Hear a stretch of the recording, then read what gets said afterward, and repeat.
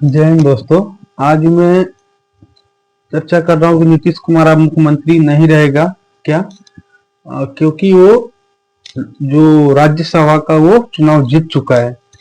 तो संविधान में इसका क्या प्रावधान है उसको मैं बता रहा हूँ, और ध्यान से इस वीडियो को देखिए और समझ में आ जाए और अच्छा लगे तो इसको सब्सक्राइब कीजिए यार, और दोस्तों के साथ शेयर भी कीजिए और अपना सुझाव भी दीजिए कमेंट में कि कैसा लगा आपको वीडियो।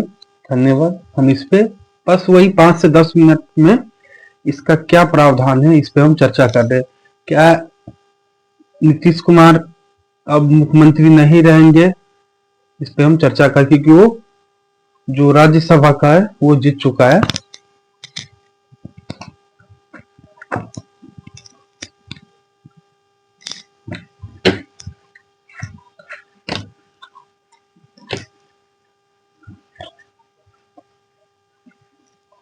जैसे नीतीश कुमार और नियम,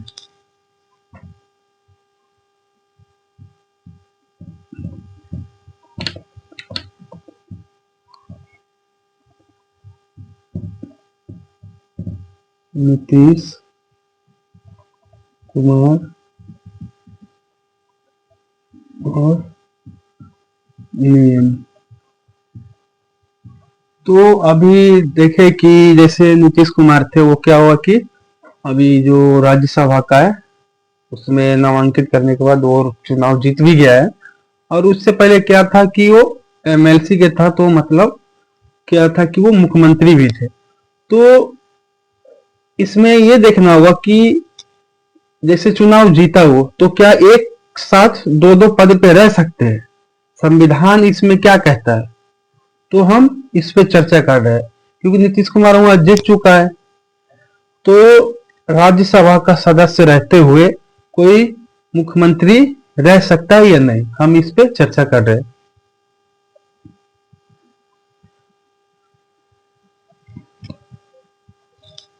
जैसे संविधान का संविधान का संविधान का आर्टिकल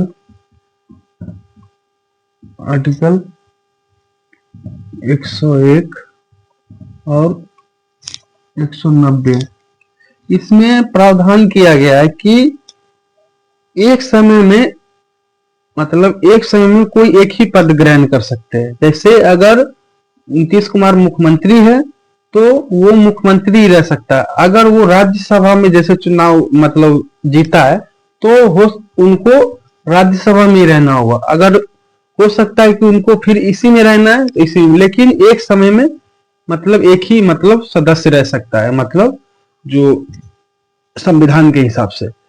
तो हम इस पे चर्चा करेंगे क्योंकि नीतीश कुमार अभी जैसे जीता है तो क्या है कि अभी भी मुख्यमंत्री पद जो था उसे इस्तीफा नहीं दिया है।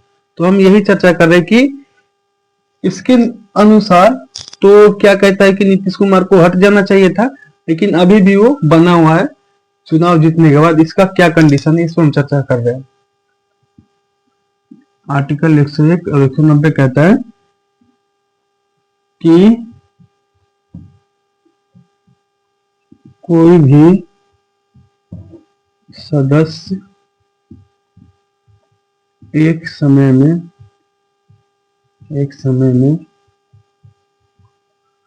एक ही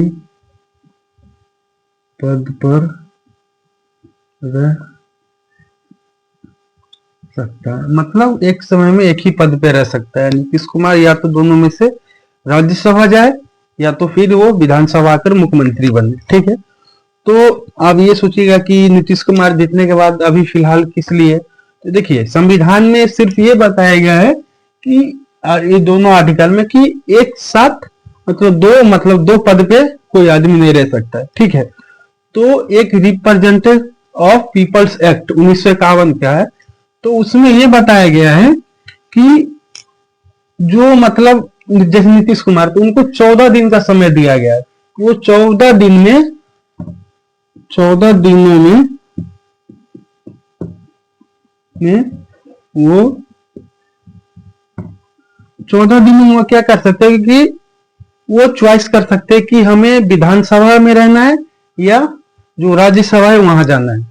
मतलब उसके पास 14 दिन का टाइम दिया गया है।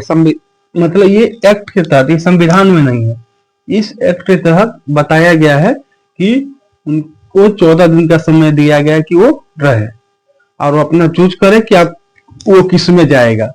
अगर नीतीश कुमार का मन हो कि हमें राज्यसभा जाना है तो राज्यसभा, वो तो चुनाव जीत ही गया और सीएम पद पे तो भी बना हुआ ही है। तो जैसे 14 दिन का समय दिया गया है, तो आप इसमें एक सवाल ये भी बनता है कि अगर 14 दिन में डिसीजन न ले तब, हो सकता है ना कि 14 दिन में भी डिसीजन नहीं ले तब क्या होगा। अगर 14 दिन में डिसीजन नहीं लेता तब क्या होगा, तब ये होगा कि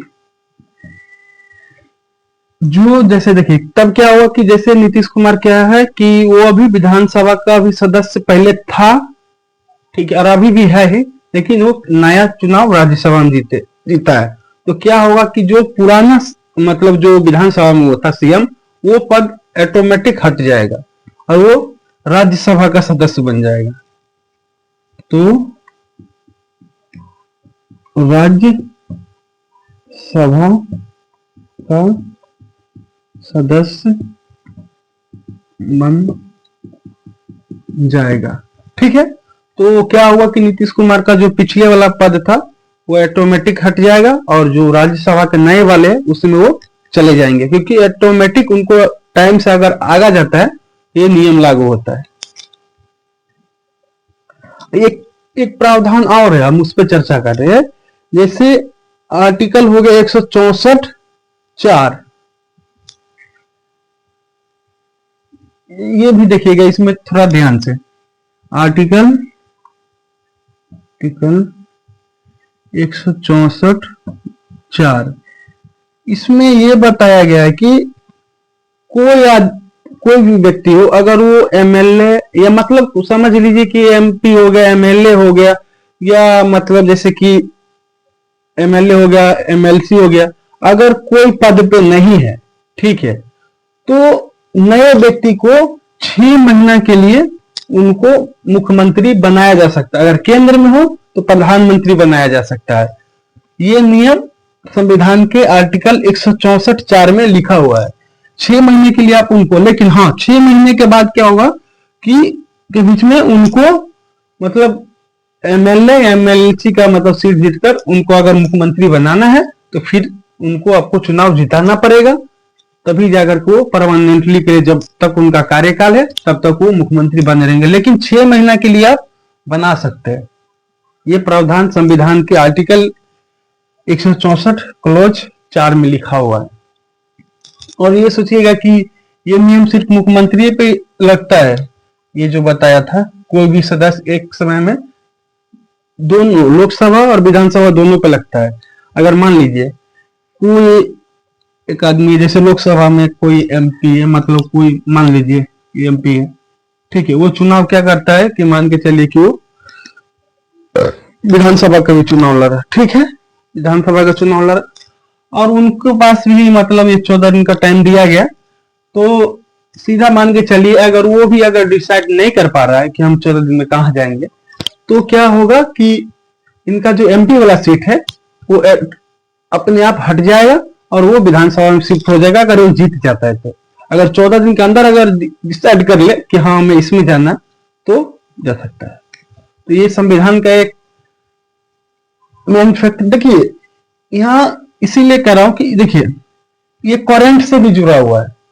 देखिए थोड़ा ध्यान से देखिए, ये करंट से भी जुड़े, करंट में इनका बस हिट कर दिया है कि नीतीश कुमार अभी परिवर्तन, लेकिन यहाँ पे क्या हुआ कि इससे कहीं ना कहीं 2 आर्टिकल 3 आर्टिकल इसमें आप पढ़ लिए संविधान का, क्योंकि पॉलिटिक्स से करंट के साथ जो करंट अफेयर होता है कहीं ना कहीं उनसे बहुत सारा ऐसा विषय है जो आप पढ़ सकते हैं।